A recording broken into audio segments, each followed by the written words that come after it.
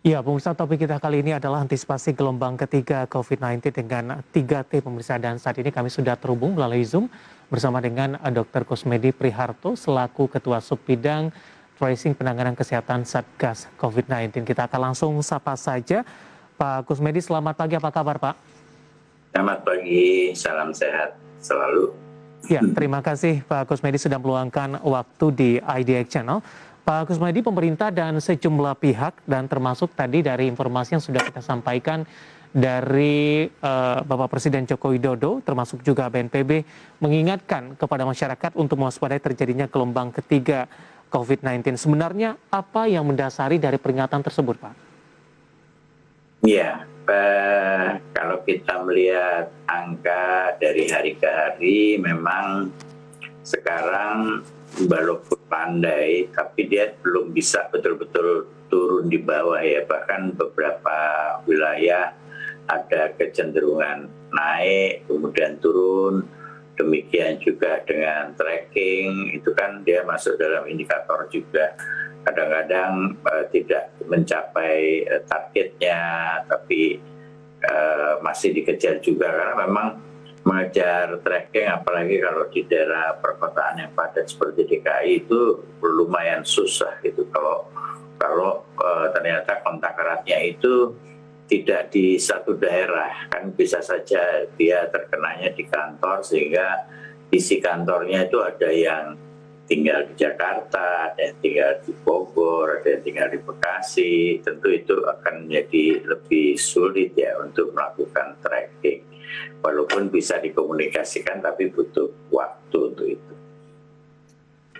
Baik, di sisi lain, apakah kekhawatiran terjadinya gelombang ketiga ini juga disebabkan oleh pelonggaran kebijakan PPKM di wilayah Jawa dan Bali dan juga beberapa daerah lainnya, Pak Kusmedi? Ya, mau tidak mau itu berpengaruh ya, karena bagaimanapun kita kadang-kadang ketakutan sendiri melihat perilaku masyarakat yang euforia dan seperti sudah tidak ada lagi COVID itu sendiri.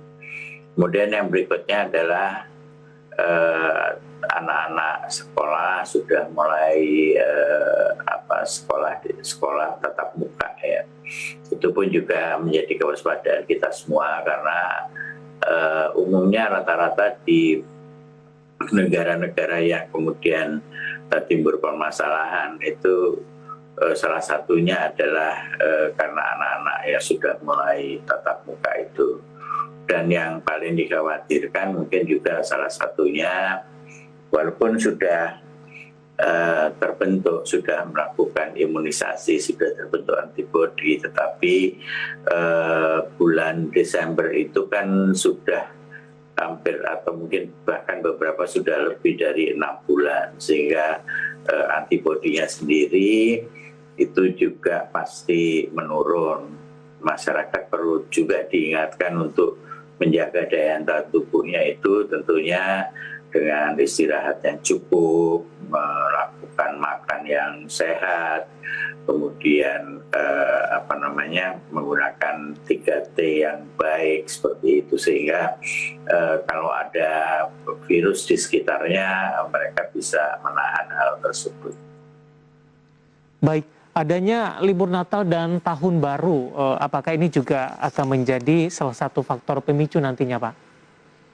Ya, kita lihat aja kalau kayak yang paling dekat dengan kita, daerah Puncak, tidak libur yang panjang saja, hanya libur hari Sabtu Minggu saja sudah macetnya seperti itu. Apalagi kalau ada libur yang agak panjang, sudah hampir pastinya mereka semua pada pergi ke daerah-daerah wisata itu. Jadi memang potensi untuk wisata dan ekonomi bergerak itu besar sekali ya. Tapi Pak Jokowi juga sempat menyampaikan kan bahwa di daerah negara-negara Asia Tenggara, ASEAN, ekonomi mulai menanjak, meningkat seperti itu. Tapi ya kalau nanti akhirnya seperti sekarang kan kayak Inggris, kemudian Belanda, Rusia sedang dilanda peningkatan jumlah kasus, demikian juga seperti Singapura. Singapura sendiri sudah hampir masuk 3 bulan kalau nggak salah ya, dia belum bisa menurunkan angka yang ke rumah sakit. Dia pun sudah membuka wisatanya, mungkin mereka berharap di bulan Desember itu akan terjadi peningkatan orang yang datang ke tempat dia sehingga ekonominya akan bergerak. Jadi memang kita harus tetap menjaga keseimbangan antara ekonomi dan kesehatan itu. Baik.